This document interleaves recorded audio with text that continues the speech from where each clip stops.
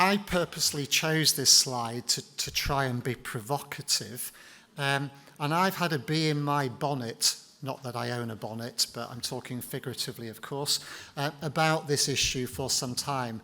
And I've been doing work for about 10 years, just shy of 10 years, I think it's 9 years almost, on this issue. Some of you will have heard me talk about this before, but if you haven't, then watch this space. I'm not going to read these potential conflicts out, but basically the work I'm going to present is work that I and my team have devised. Nobody else has devised or come to us and said, can you do this? This is driven by us. I'm going to use the word splatter or splattering several times. Okay? And just as a lead into this, next time you go and use a jet air dryer, you should, if you're awake, be able to feel splattering. Now, there's different designs of jet air dryers. Some shoot the air down, some shoot the air up and to the sides and so on. And depending on whether you are wearing something that's low cut here, I've got an extra barrier and a tie, so I don't feel it here, but I still feel the splattering on my face. But the next time you use one, watch out for the splattering. I'll come back to that in a minute. So yesterday, for those of you who were here, I wasn't, there was a talk about, in workshop 10, from UXA,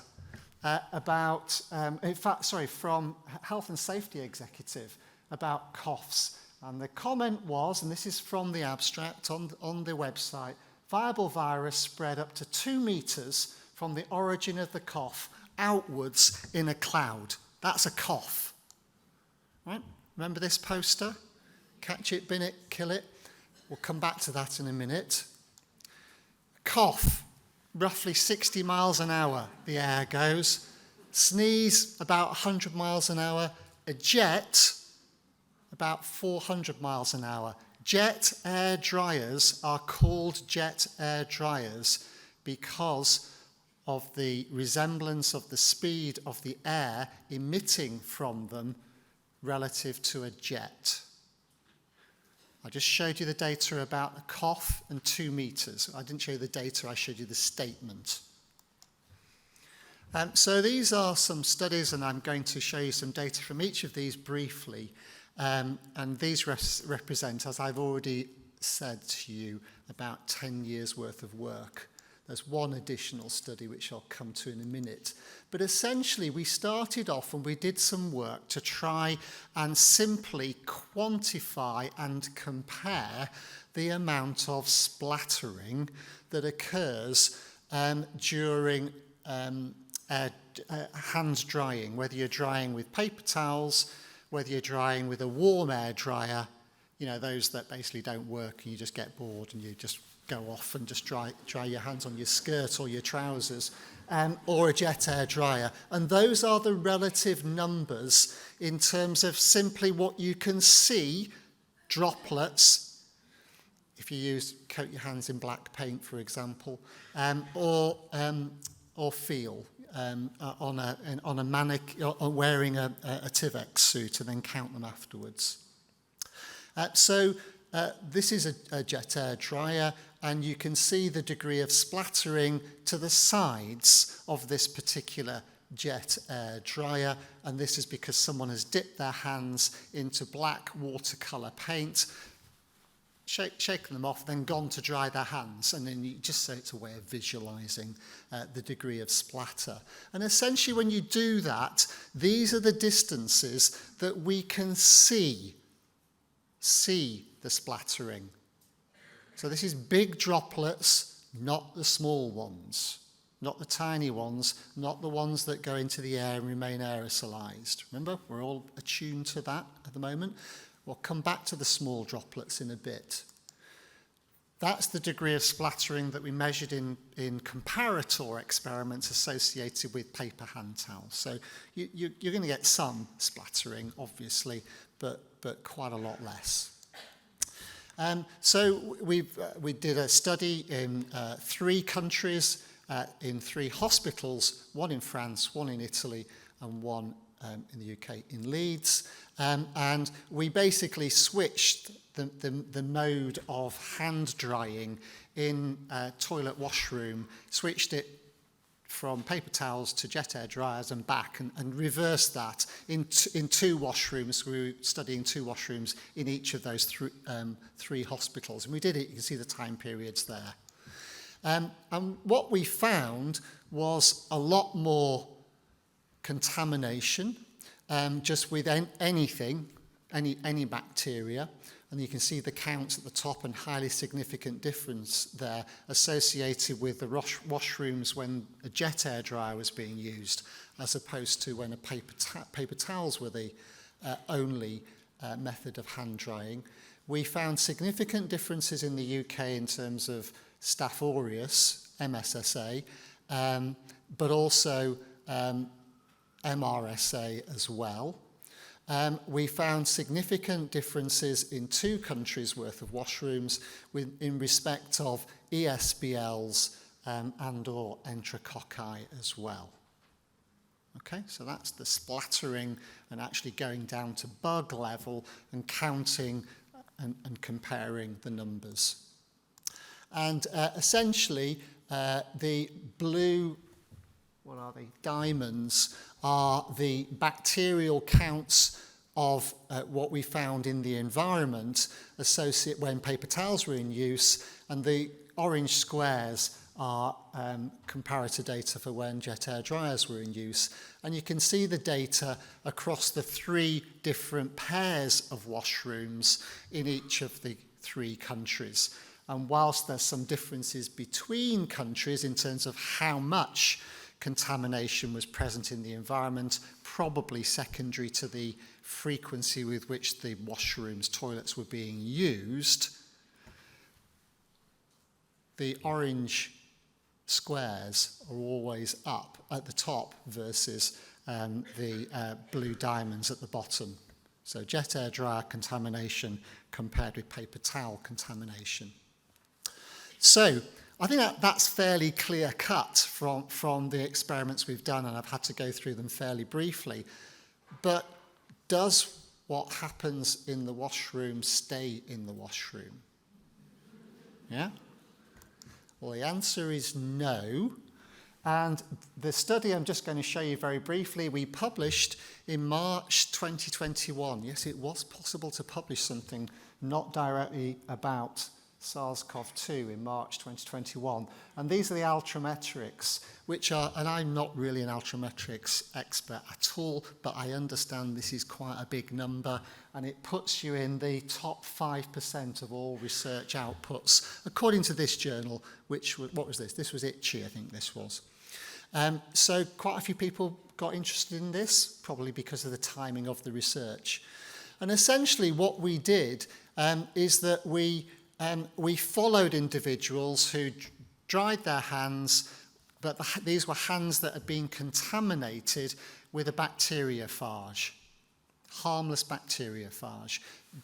So they contaminated their hands, and then they shook off the excess, and then they went to dry their hands, subject to splattering, and then went to the ward, one ward, on a prescribed route. And then we sampled the prescribed route, including the ward, to see if we could find the bacteriophage. And the reason we did it in the way that we did it was to mimic poorly washed hands. So male hands, yeah? Right? And the occasional female, right? And you can see what our key findings were there, but lots of numbers and words and not really quite easy to get your hands around. So just look at some of the data. I just chose this one set of data. So what we did here was the person was wearing a plastic apron so that it was easier to sample on the apron.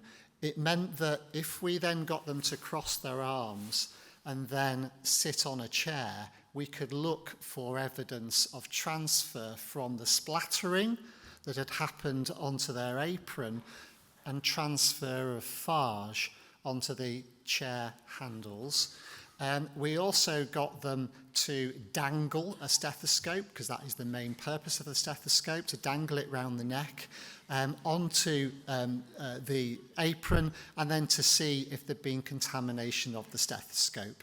And there was. And there was significantly more contamination, very significantly more contamination associated with jet air dryer use in the washroom compared with paper towel use. So what happens in the washroom doesn't, unfortunately, stay in the washroom. And then the last thing we did, emboldened by our experiences with using masks, is we got people to do similar experiments with phage-contaminated hands, drying them, but this time they're wearing masks. And we've got the person using the dryer, and we've got someone stood behind them as well, waiting their turn to see if they're going to get splattered as well with phage. And we looked at different times over 15 minutes as to what we could recover, refreshing the masks every 5 minutes. So you get some splattering initially. You take that mask off immediately, put one on, leave it for 5 minutes, take it off, put another one on, take it off 5 minutes, and put another one on. And then you sample the masks, look for the DNA in the phage. You can work out how much phage has splattered onto the face as a proxy for potentially inhaling a respiratory virus. Let's just imagine any old respiratory virus. And what we found was significantly more mask contamination by splattering, both for the user and for a person waiting 1 metre or 2 metres behind. Remember what I said about a cough and 2 metres and so on? Well, it does seem to bear true. And then, because we split these up into 5-minute periods, what these data show is, because you get some increases, or at the very least maintenance of recovery of phage for that third lot of 5 minutes, from 10 minutes to 15 minutes, compared with 5 to 10 or 0 to 5, that must mean that the phage is being aerosolized, because the big droplet splatters happen and they either fall to the ground or they hit you in the face or whatever. So the fact that we'll be able to recover these numbers, these amount of phage in increasing numbers, or at least as much, is indirect proof that aerosolization is happening during hand drying as well, particularly associated with jet air dryer use. So, back to Catch It, Bin It, See It. So they say a picture tells 1,000 words. So I'm going to show a few pictures about splattering. So that poster it's no longer there, was, when I took a photograph of it, was positioned nicely above an air dryer in a toilet in a certain university in Leeds, which I thought was rather poor practice. It's an old photo, but I took it, I saw it. Seeing is believing. And remember, these are the distances about splattering, just the visible stuff, not the small particles, just the visible stuff. These are the distances that I showed you earlier. Keep these distances in mind, and you've got to try and work out, are these distances relevant for what I show you next? Do you think those distances are relevant to that? Now, you don't need to be male to know roughly the size of a urinal and therefore the likely scale here. So I would argue that those distances are relevant. Are those distances relevant here? You might think, what's going on here? So this is a visitor, the toilet of a visitor centre north of the English-Scottish border. And the low basin is meant to be for children to wash their hands, and the other one for adults. So are those distances relevant? And just imagine, having shown you where the splattering is mainly happening, what might happen to the child using the left hand thing, or someone who's had too much to drink and he's on his knees using the and then last but not least, I came across this one. I have to admit, yes, that is my jacket. So I was prepared to donate my jacket to science here. So I noticed this when I was in Copenhagen last week in the toilet of a hotel, that someone had carefully positioned two coat hooks next to this particular airdryer in a public toilet, which I thought was very helpful to illustrate a point about splattering. Last but not least, you will see sometimes mentioned with some of these air dryers the fact that they use HEPA-filtered air. That's the air that comes out of the dryer immediately onto the hands. That's not going to prevent the splattering, of course, and removal of whatever on the hands and splattering it into the environment. Okay? So just for the avoidance of anything. And actually, if you just stop to think, well, okay, this air's going through a HEPA filter, and if the dryers are being used really frequently, could that be taking out all the nasties, all the nasty microorganisms from the air that are suspended in the air? If you do the maths, then I am assured, and a colleague has just done this work and it's provisional, that would account for, at best, a removal of about 5% of what's in the air. And that's a busy washroom with the air dryers going almost continuously. So that those HEPA filters are not going to do anything significant with respect to cleaning the air in a washroom toilet. So that's my summary slide. Thank you for listening.